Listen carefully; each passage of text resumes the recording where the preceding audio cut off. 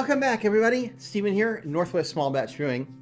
It is time, that time of the week, for another weekly, well, it's not always every week. Sometimes we do something different, but this week it is a brew talk. I am in the middle of brewing something, as I always am, and so while that is fermenting and going until I can bring you that footage, we'll talk about something to do with beer, briefly.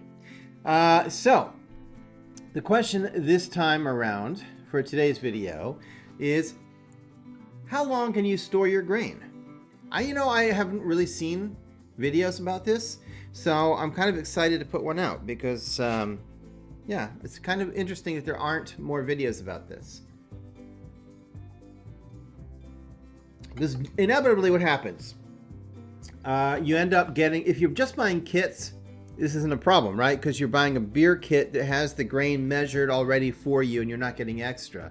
I will say, and this is a little bit of a tangent from today's topic, but I just thought of it. If you're buying a kit, remember I made a video a while back saying, even if you buy a beer kit with everything in it, you still need to put all that into beer brewing software because everybody has different brewing systems, different efficiencies, and so you won't get the same numbers that beer kit gives you.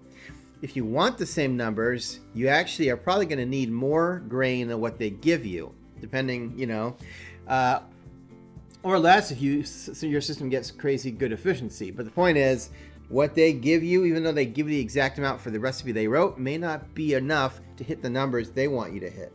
Anyway, that's a different topic. Today is how long can you store your grain? So if you're buying your own grain, whether that's, if you buy from like Northern Brewer or More Beer or whatever, some of these other sites, you usually have to buy by the full pound. You can't, sometimes you might get away with a half a pound, but usually you have to buy at the minimum a pound. Now I don't worry too much about that because I save what's left over and I use it for a future beer. But what happens is you end up with a lot of little bags of grain, with differing amounts left over. So how long does that grain last? How long do you still use it?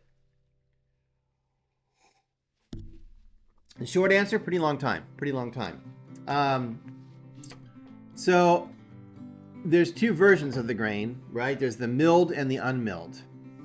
If at all possible, obviously if you don't have a mill, you don't have a choice. You have to get it milled. And if that's the case, I recommend you try to stick with only what you need, but we'll get to that. So if it's unmilled, it's the whole kernels, it hasn't been broken open. It's like its own little vessel of, freshness. Here's the deal. Keeping in mind, you're not getting that grain right off the field or right off of the kilning floor where it's been dried, right? You're not getting grain that's that fresh. You're getting grain that was packaged for homebrew stores or breweries in like at least 55-pound bags.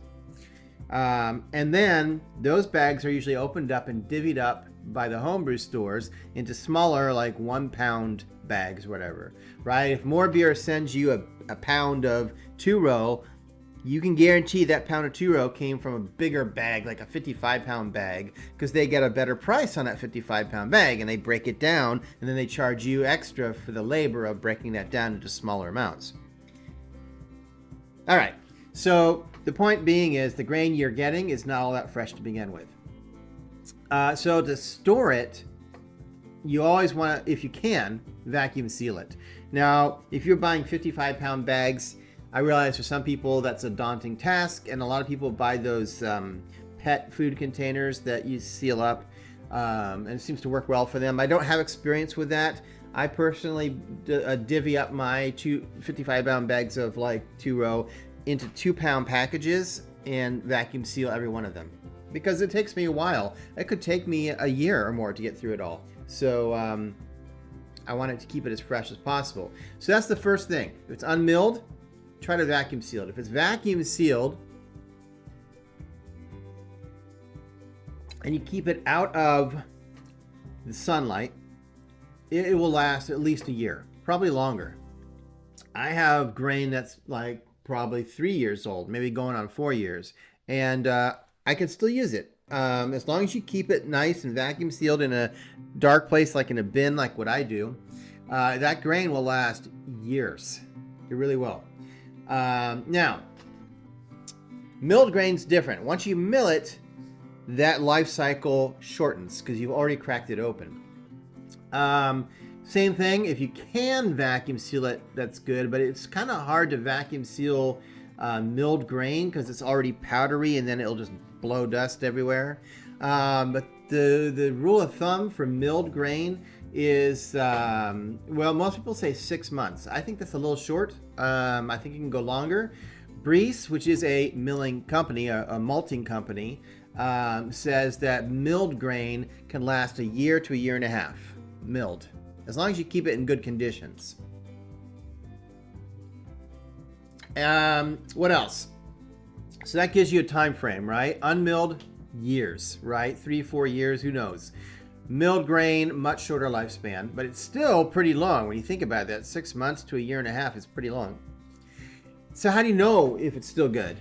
Well, there's no scientific test. You can't drop one in a glass of water and see if it floats or something like that. What you got to do is just evaluate it using your senses. Use your 5 senses.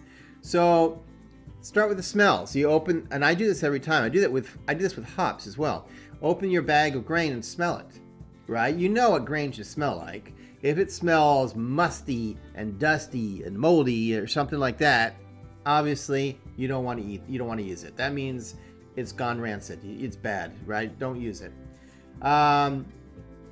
Look for signs like the sight, right? Not only the smell, but you can look at it.